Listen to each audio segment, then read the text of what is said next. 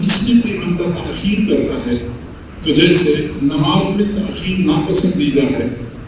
حج اور روزے میں تاخیر ناپسندیدہ ہے، ایسے ہی نکاح میں بھی تاخیر ناپسندیدہ ہے۔ حضور صلی اللہ علیہ وسلم نے فرمایا اذا خطب الیکم من ترضون دینہ وخلقہ فزوجوہ، جب تمہارے پاس رشتے کا پیغام آ جائے کسی ایسے بندے کی جانب سے جس کا دین تمہیں پسند ہے،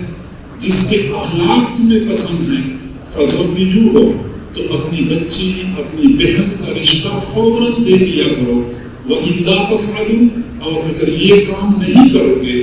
تَكُنْ فِتْنَةٌ فِي الْأَرْضِ، زمین میں فتنہ برپا ہو جائے گا، وَفَسَادٌ عَرِيضٌ، اور زبردست فساد نمودار ہو جائے گا۔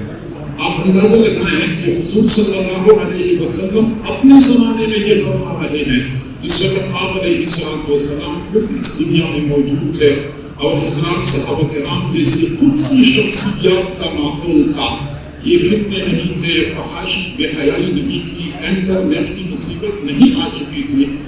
اس زمانے میں حضور صلی اللہ علیہ وسلم نے فرمایا اگر تم رشتہ کرنے میں دیر کرو گے تَكُنْ فِتْنَةٌ فِي الْأَرْضِ، زمین میں فتنہ برپا ہو جائے گا، وَفَسَادٌ عَرِيضٌ، اور زبردست فساد نمودار ہو جائے گا۔ اگر اس وقت حضور نے یہ بات فرمائی تھی تو آج کل کے زمانے میں اس فتنے اور فساد کا خطرہ کس قدر شدید ہوگا۔